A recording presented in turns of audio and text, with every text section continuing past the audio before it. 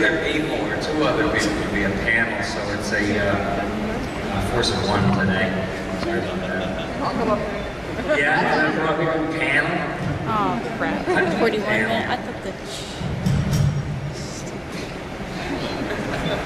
Had a pine panel rumpus room when I was a kid. Everybody had one in the 50s. So you could go down there and just try to sneak a listen to your parents' records. They had these party records back then that had dirty jokes on them. Oh, yeah. Yeah, I was like 8. Literal education. So, I guess since I came in and this is supposed to be a couple of hours, I just I'll keep blabbing until you feel like asking questions. Is there going to be a lot of questions? Anybody think of them? Yeah? Okay. Just like all right, cool. Well, let's see. Oh, by the way, did you sign a petition for Futurama? No? Where is it? Right, your congressman. You got to get it back on TV. I'm telling you. Where is it? It's online, the petition. Okay. Oh. Yeah, because this is the last season they're going to show on Comedy Central. And it's starting this month, the premiere of it. And I think, it's my own opinion, I think it's the best show, best series of shows that we ever did. A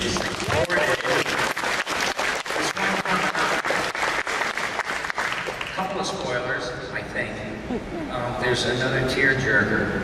Oh, no. Yeah, and you're gonna go, you know, it's gonna get you. It got me. When I was recording it, I was like, this is like too sad beyond belief. You know, you can't do this to people. Gotta give them something they're gonna talk about forever in case we never come back. Is that the final episode? Pardon me? Is that the final episode? Is the tearjerker the final one? I don't think it's the final episode. Good. I think it's probably, you know, mixed in there somewhere. There's a musical number. A couple of other things. Like the last And I think Zoidberg gets the same one. Yeah. You didn't know I was quite a singer.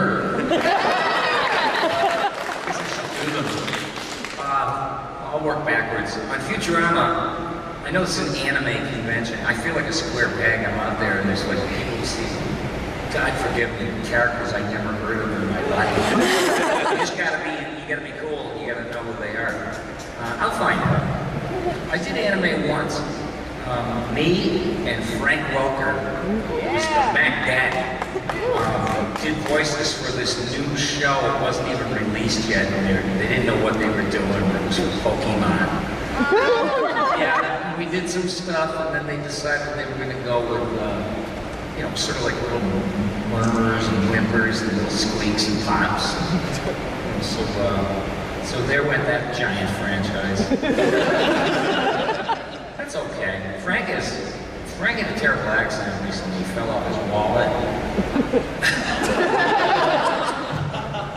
And it's so funny because voice guys are so animated in real life and they're always like working on each other in a room, like an audition room. We're all like, and Frank just sits there and smiles.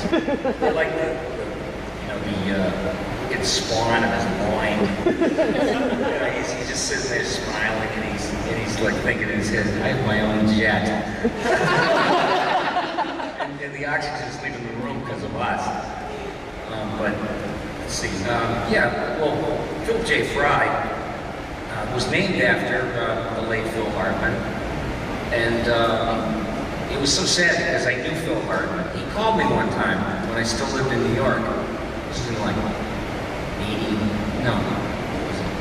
in 94, and he called me from the set of news radio, and what happened was my wife got the call at the time, and I was heading home from the Stern Show where I was doing the devil's work on a daily basis, and, hey Robin, I just farted.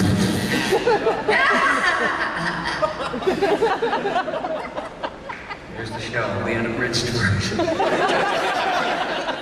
No, I loved it. I had a run of fun there. It was so much fun. But he called me Phil, and my wife got it. She said, some guy called here. He said he was Phil Hartman, and I have no way of knowing because you have so many friends that could pull an elaborate joke like that. You know, it could be Maurice LaMarche, or, you know, anybody, Jess Harnell. And so I get home and I call back the number and he says, I just called you to say I love your work. I just absolutely love your work. And I said, well, I kind of know who you are too, you know? Because he was like, to me, he was a big deal on Saturday Night Live. He was a killer. He was so damn good, funny and quick.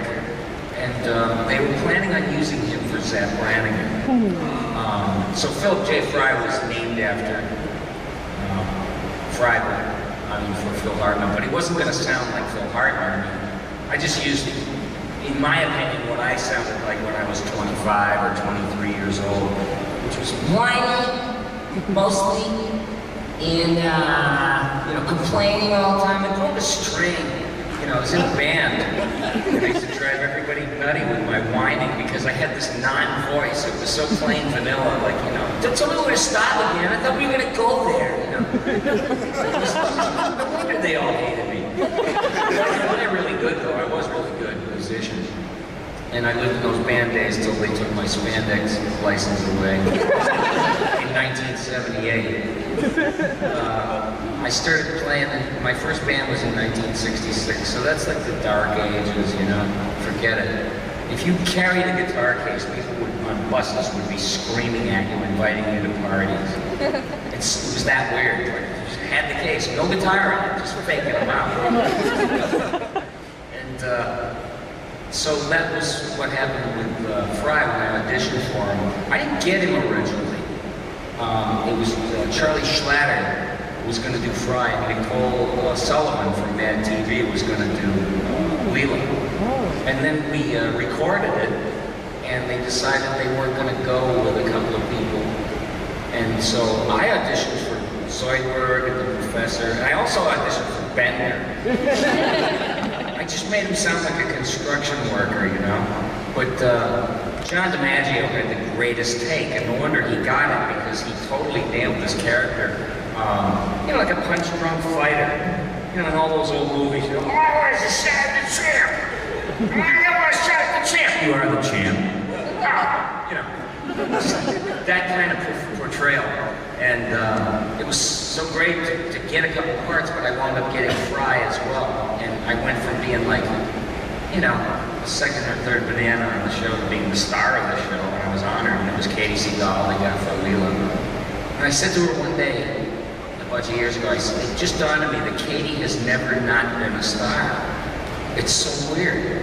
And I feel really close to her because she has a band. She sings. She's real good. And I went to go see her band, and I was like, damn, Katie, I'm so jealous. I want to play with you. Can you get rid of those guys? I want to, just you and me up there, you know? But that'd probably be closed after a night. I don't know. No, we're going to do it. We're going to do it one of these days. But yeah, Phil Fry had like barely a grasp of like old sayings, you know. I'll be whatever I want to do. You know, just stuff like that. He got jumped into. He's like, hey Fry, I heard beer makes you stupid. And he's like, no, it doesn't. And it was so delightful to say those things. I thought no, it doesn't was a typo when I read that. I swear to God, David X. Cole was sitting there, and I said, David, you know, trying to pretend like I knew something. And I said, is this a typo? Which one? And I said, this, no, it doesn't. No, please read it as written. I said, okay. I'll take the $821 pickup session fee. You know, like, to come back and fix it. I was so sure. It's like, nah, this has got to be wrong. And then when I saw it on TV, I got it, and I went, ah! It hit me. What the hell? And it sounded so stupid that it's so believable because I didn't know what I was saying. Maybe you should do all the characters. And the Professor was this collection of old magicians and doddering wizards. He's 147 years old. Yeah, he's like, he's skin wrapped around bone. I mean, he looked like airplane food to me. You know, like, And 147, so he would shake, and I've done it behind the microphone. You know, nobody cares what you do with your hands in a dark booth. Yeah, I got Cheerios too. I cheated. I went, What about Cheerios? It's irresistible. you know, they said, how you doing that? I said, you know, just something with my hands. But then Tom Kenny was doing this for SpongeBob later on, and I absolutely love all the voice guys. I hold them in the highest esteem. And the women that do it. It's just so great to be in that company. You know, because I was always like this weird kid who had to hide his talent in the town I grew up in. You had to hide it like an appendix scar because there's a lot of people that hate you that you could do anything like that. It looked like magic to them. And so I just thought, well, I'm being treated like, oh, everybody can do this. I thought it was a parlor trick. And then I get out of that town and I find out that I would get on the microphone when I'd be playing out with kids and stuff, and I start doing voices. People were more interested in that than the music. You know, and I would be like, getting into Futurama, Dr. Zoidberg, they showed me pictures of all these characters. He had all this cool meat hanging off his face, you know. So I figured he'd be impaired a little bit, you know, he'd have a and I loved actors from old Yiddish theater. I love the old vaudeville guy, George Jessel. You know, he would say, you know the definition of a smart ass? A fellow who can sit on a snow cone and tell you what flavor it is. I mean, he used to say stuff like that. And then there was Lou Jacoby, who was, you've seen him in commercials, and he was in the movie Arthur, the original one where he was, I think he was a neighbor or something, and he leans into Arthur and goes, what's it like to have all that money? And I just thought the two of them would be a beautiful cold fusion, a super collide. That's how I come up with a lot of voices. You grab somebody from one part of showbiz, periphery even, and then fuse it with the energy of another. You can go all over the place. You know, people ask me, like, how do you come up with an original voice? I said, even a bad impression of somebody is a voice no one's ever heard before. You know what I mean? It's like, if you stick to it and you really believe in it, and you don't think of it as sucky, you think of it as new. You know, here's one you never heard. You can get hired for certain characters. I wouldn't advise that all the time, you know, because there's a lot of study and work that goes into it. With Zoidberg, it was like, you know, why not Zoidberg? John Lady, bring the sandwiches from the dumpster and leave the nuggets on them.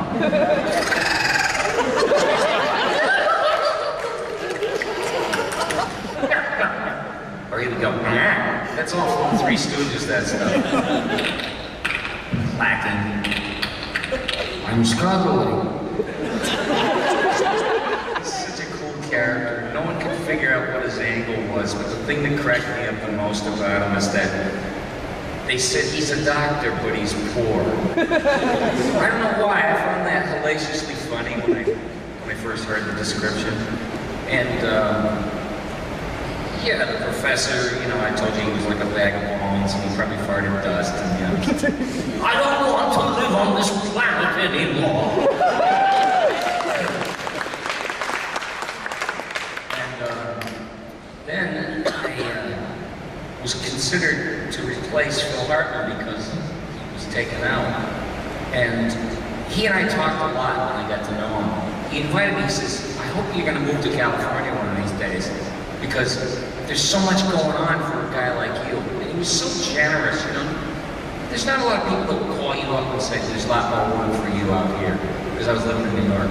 And sure enough, I wound up out there and we were doing a commercial together. I did an M&M's commercial, where I played the red M&M, and he played this guy at the pool, like a lifeguard named Chucky Barr. You know, and he was like trying to pick up girls and everything, but he melted in the sun and I didn't, so he lost. And Tia Carrera took a bite out of my head.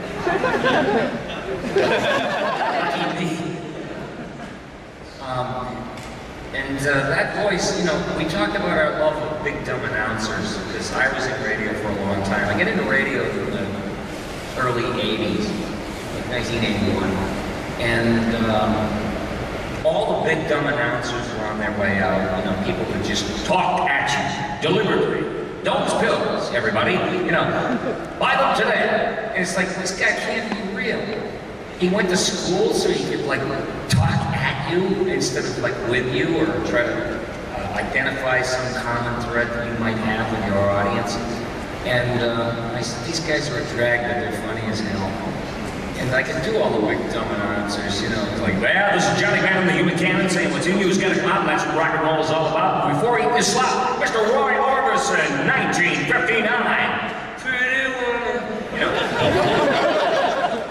And those guys just were so ridiculous. They love the sound of their own voice more than anything. That's what I discerned after all this. They like carrying their balls in a wheelbarrow, and listening to their own resonance, you know, and they would deliberate on words because they love the vibe, you know, the minute they spread their vibration out when they talk, they went, coming to the Worcester Centrum, man. You know, like hamburger helper of words, just kind of, And that's what I love about Zap Brannigan, you know, that I took that element and stuck it on him. And he'd be like, kid, alert the man, I made it with a woman.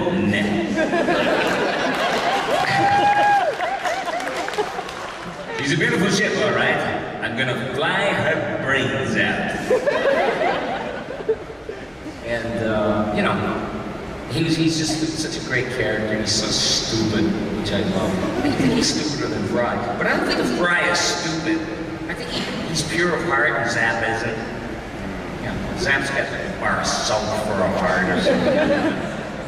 But he was kind of a sleazeball, but there he survived all the attacks on the Duke headquarters and all that. Mr. President, what the hell? Reporting for duty. Oh, and I did Nixon. Yeah! In these episodes, you know, where he was just like, got those heavies on my lawn. I have to tell you why I did that. They always say, you know, why did you make him like growl like a dog or something? And I said, because I watched the debates between Richard M. Nixon and John F. Kennedy. I saw it on TV in 1960. And this was, the television was now going to decide who was going to be president, not radio. You saw who you were looking at. And Kennedy looked like, you know, a game show host. He had that buttered toast hair and that big smile, you know, ultra bright.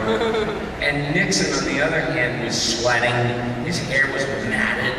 He looked nervous, and his 5 o'clock shadow was coming in. Every time they cut back to him, I swear it got darker. He was like devolving, becoming a, you know, Cro-Mag or something.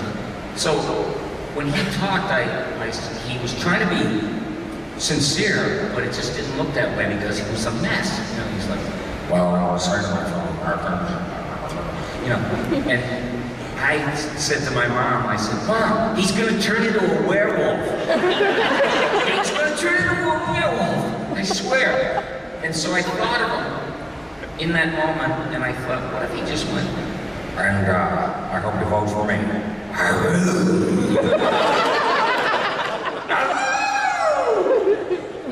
That's why he has that, now you know.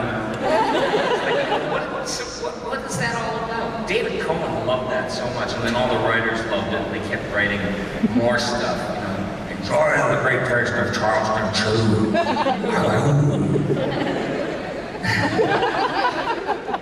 That bastard, I got my revenge because he drafted me in 1970, that bastard. And I got the ultimate revenge because all my Nixon clips that I did for Futurama are playing in the Nixon library.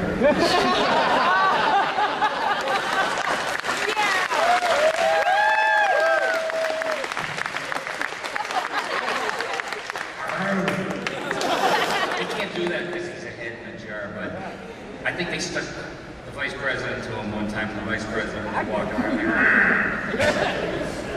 like, that's all Cheney ever says, Dick Cheney. Oh, my God. Vietnam, huh? I'll show you someday. I wonder, I guess they don't care, they just took all things Nixon. from anywhere. They had clips of all the impressionists back in the 60s, doing impressions of him. It was just fun to do. They all made fun of him, but I thought, I gotta go another degree. I gotta take this to a higher level. So I dogged him out, wolfed him out. Let's see, there's other stuff that I've done along the way on Futurama, a lot of peripheral characters that would just kind of show up. And it's always fun to watch everybody else in that room because I swear it's like going to school some mornings. Some people will walk in the room and somebody's firing on 8 cylinders. And I go, man, I gotta be on my toes today. I really do, because I learn from other people and I watch other people and they're like, oh, get out, and I said, no, I'm serious. I don't have any sense of entitlement. I just love showing up for work. I'm glad they asked me, and I'll keep coming in until they tell me don't come in anymore. Like, the people that had immigrant mentality when they first built this country.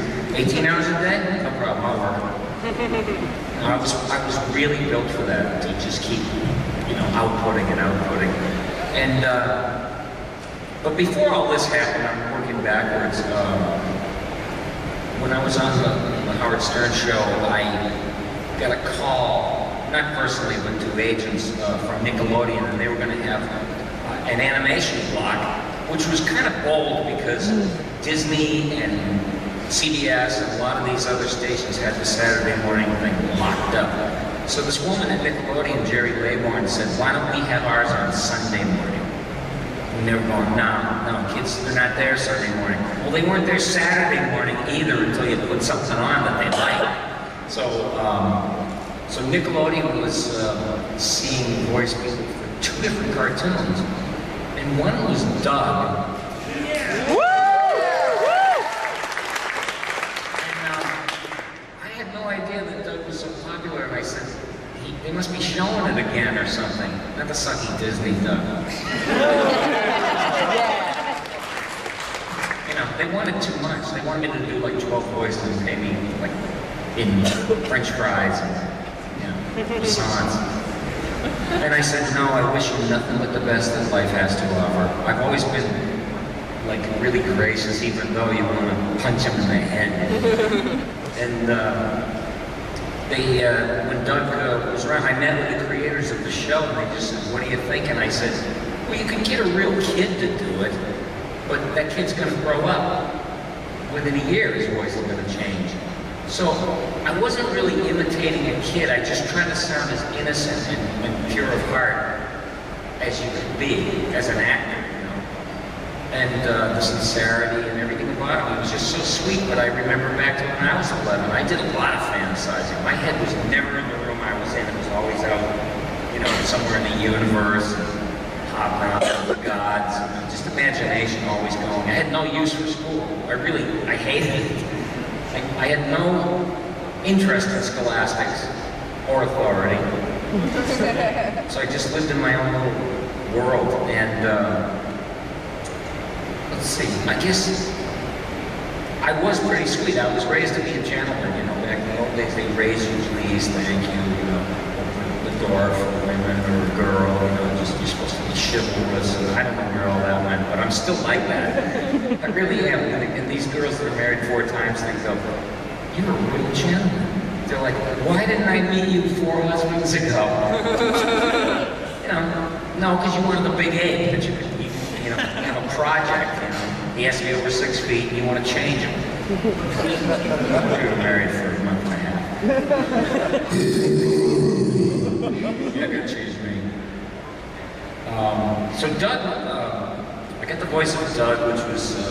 Well, he was a painfully average 11-and-a-half-year-old. And this is my dog, Pork Chop. Good boy, Pork Chop. And I had a crush on Patty Mayonnaise. She's wonderful. I like to go swinging with her, but not that kind of swinging. And, he was just great. He had diarrhea injuries, and, Today, they employed me to be the voice of Doug. And without me, Billy West would be driving a truck.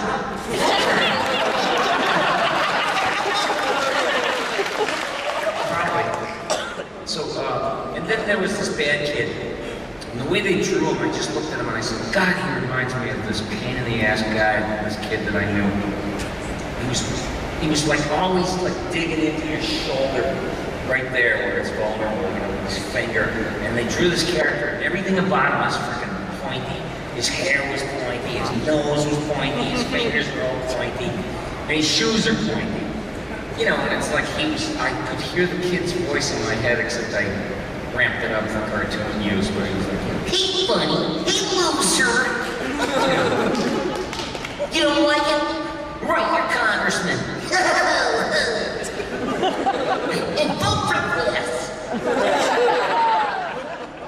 yeah, he probably grew up to run for office and say, I want to get paid if I'm a cheat and a swindler. You know, they should have had that. They should have had an adult version of what happened to everybody when they grew up. Maybe they will, with the popularity of the old one, I guess, is coming back around again on Nicktoons. So, check your local listings. Maybe I'll be the grown-up Doug. I don't know what it would sound like, though. I never gave it one thought. Yikes. So, at that very same time, with Nickelodeon, they were auditioning for this crazy show, and I only heard little bits and pieces about it, that there's this mad genius that was doing a new show, who I had met. I worked with John Cristoforetti in 1988, and it was my first animated cartoon that I worked on. It was called Beanie and Cecil, and it was a redo of a 60s cartoon that was very popular, and we had nothing but trouble. I mean, they only could meet deadlines every now and then over at Spunko. And it was making people crazy, and after 6 episodes, it just got, you know, murdered in the public square. But I did learn a lot of stuff when I was doing it, and I don't know if you remember Beanie and Cecil. On YouTube, you can see it. You can see the version that we did is still on there, and then the old one, you know, he was lovable, gullible, armless, harmless, 10 feet tall, and wet. I'm coming, Beanie Boy. He was like, help, Cecil, help! You know, it was like a little kid doing the voice. And, you know, that was that. You know, I went back to Boston. I hadn't moved out of there yet. And then, all of a sudden, years later, I'm in New York, and this call came in. They want to audition guys for Ren and Stimpy. They auditioned everybody in Hollywood. That's where it was going to be done. God, I mean, everybody tried out for Mark Hamill, Joe Lasky. I mean, there's a million voices that you would recognize that tried out for the characters, but the guy, the creator, kind of wanted me to do it. And he had formulated a voice for Ren, but he originally wanted me to do both voices. And he put together a tape, and I listened to it. It was like combinations of, like, you know, old Peter Lorre movies, the black and white ones, you know, like, where he was contemplative, you know, he'd be like, I'd like a couple of hamburgers, please, and make them raw, and this menace, and then he'd be like, you know, do that, keep me like that! You know, it's like screaming at the top of his lungs like Kirk Douglas, or I can't eat this slap! And he was a lot of things. He was south of the border, so every now and then he'd have an accent, and then other times he didn't. And then, of course, I was going to do Stimpy. What I had done, John Cristoforetti and I had worked together before, so he saw me doing this character from the Three Stooges, which was Larry Fine. And to me, he was, I don't know, he was like the Keith Richards of the Stooges, as far as I'm concerned. You know, they wouldn't have been anything without him, and he said very little and did very little, but he was so beautifully, sublimely peripheral. And, you know, he was just a nothing voice. He came from Philadelphia, so I found that out, and I understood the nasal blockage, because there's a lot of mid-Atlantic people that have a block of some kind when they talk. It's like, hey, Mo, you put too much tinsel on the tree. You know, and it killed me. And then I realized that I had to